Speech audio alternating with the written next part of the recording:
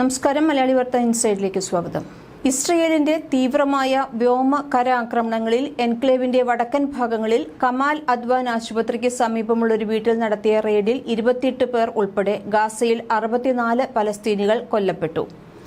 Israel ഗാസയിലേക്കുള്ള മാരകമായ നുഴഞ്ഞുകയറ്റം ശക്തമാക്കിയതിനാൽ കഴിഞ്ഞ ഒരാഴ്ചയ്ക്കിടെ കുറഞ്ഞത് 9 ലക്ഷം പലസ്തീനികളെ നിർബന്ധിതമായി മാറ്റിപ്പാർപ്പിച്ചിട്ടുണ്ട്.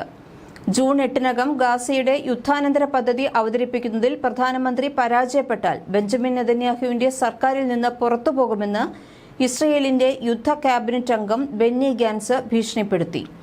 ബന്ദികളാക്കിയവരുടെ തിരിച്ചുവരവ്, ഗാസ മുനമ്പിലെ സൈനികവൽക്കരണം, ഹമാസ് ഭരണത്തിന് ബദൽ എന്നിവ ഉൾപ്പെടുന്ന ഗാസയുടെ യുദ്ധാനന്തര പദ്ധതി തയ്യാറാക്കാനും അംഗീകരിക്കാനും കഴിഞ്ഞില്ലെങ്കിൽ മന്ത്രിസഭയിൽ നിന്ന് രാജിവെക്കുമെന്ന് ഗാൻസ് ശനിയാഴ്ചയാണ് മുന്നറിയിപ്പ് നൽകിയത്.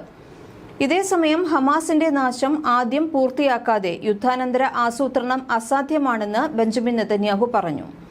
കഴിഞ്ഞ ഒക്ടോബറിൽ പലസ്തീൻ ഇസ്ലാമിസ്റ്റ് ഗ്രൂപ്പിന്റെ തോക്കുധാരികൾ അതിർത്തി കടന്നെത്തി കൊലപാതകവും തട്ടിക്കൊണ്ടുപോകലും നടത്തി സംഘർഷം ആളിക്കത്തിച്ചതിനുശേഷം ഇനി ഹമാസിന് ഗാസയുടെ ഭരണം തുടരാനാവില്ല എന്ന് വാഷിംഗ്ടണും ഇസ്രയേലും സമ്മതിച്ചിട്ടുണ്ട്.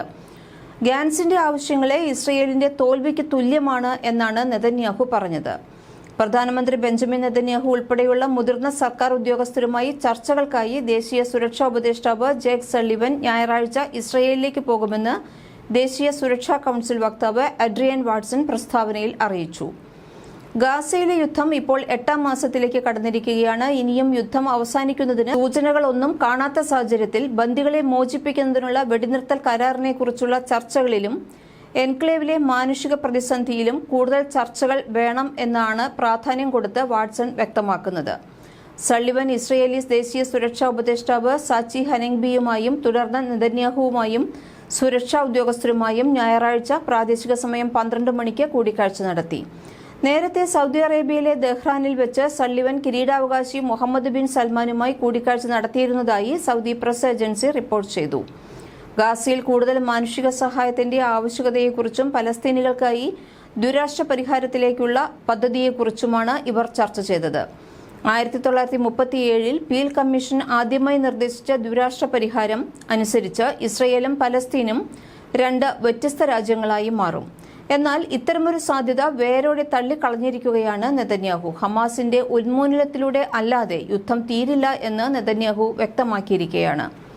വടക്കൻ ഗാസയിൽ കനത്ത പോരാട്ടം ഇപ്പോഴും തുടരുക തന്നെയാണ്. ജബല്യ അഭയാർത്ഥി ക്യാമ്പിൽ ഇസ്രയേൽ സൈന്യം അവരുടെ മൾട്ടി ഡേ ഓപ്പറേഷനുമായി മുന്നോട്ടു പോകുകയാണ്. ജബലിയിലെ സ്ഥിതി വളരെ വിനാശകരമാണ്. സൈന്യം ധാരാളം വീടുകൾ കത്തിക്കുകയും നശിപ്പിക്കുകയും ചെയ്തുവെന്ന് പ്രാദേശിക പത്രപ്രവർത്തകനായ ഇഷ്ക് ദൌർ മാധ്യമങ്ങളോട് പറഞ്ഞു. 3 റെസിഡൻഷ്യൽ കെട്ടിടങ്ങൾക്ക് നേരെയുണ്ടായ ആക്രമണത്തിൽ 40 പേർ കൊല്ലപ്പെട്ടതായി മറ്റൊരു പത്രപ്രവർത്തകനായ യഹ്യ അൽമൗദോൻ പറയുന്നു. അലൗദ ഹോസ്പിറ്റലിൽ പരിക്കേറ്റ 35 പേരെയും അടുത്തുള്ള കമാൽ അദ്വാൻ ഹോസ്പിറ്റലിൽ 1 ഡസൻ കണക്കിന് പേർ മരിച്ചു എന്നും പരിക്കേറ്റവരായി ഉണ്ട് എന്നും അലൗദയിലെ ഡോക്ടർ ബക്കർ അബു സഫേയ മാധ്യമങ്ങളോട് പറഞ്ഞിരുന്നു. ഇസ്രയേൽ സൈനിക നടപടി ആരംഭിച്ചതിനെ തുടർന്ന് മെയ് 6 മുതൽ ഏകദേശം 8 ലക്ഷം പലസ്തീനികളാണ് റഫേൽ നിന്ന് പലായനം ചെയ്യാൻ നിർബന്ധിതരായതെന്ന് പലസ്തീൻ അഭയാർത്ഥികൾക്കായുള്ള UN ഏജൻസി ശനിയാഴ്ച പറഞ്ഞിരുന്നു. ഗാസയിൽ യുദ്ധം ആരംഭിച്ചതിനുശേഷം കുറഞ്ഞത് 35,386 പേർ കൊല്ലപ്പെടുകയും 79,366 പേർക്ക് പരിക്കേൽക്കുകയും ചെയ്തിട്ടുണ്ട്. ഗാസ ആരോഗ്യ മന്ത്രാലയത്തിന്റെ കണക്കനുസരിച്ച് മരിച്ചവരിൽ ഭൂരിഭാഗവും സ്ത്രീകളും കുട്ടികളുമാണ്. ഹമാസിന്റെ ഒക്ടോബർ 7-ലെ ആക്രമണത്തിൽ 300-ലധികം സൈനികർ ഉൾപ്പെടെ ഏകദേശം 1,200 പേരാണ് കൊല്ലപ്പെട്ടത് എന്നാണ് ഇസ്രയേൽ കണക്കാക്കുന്നത്. ഗാസയിൽ സൈനിക നടപടി ആരംഭിച്ചതിനുശേഷം 282 സൈനികർ കൊല്ലപ്പെട്ടതായാണ് കണക്ക്. മലയാളി വാർത്ത ഇൻസൈഡ്.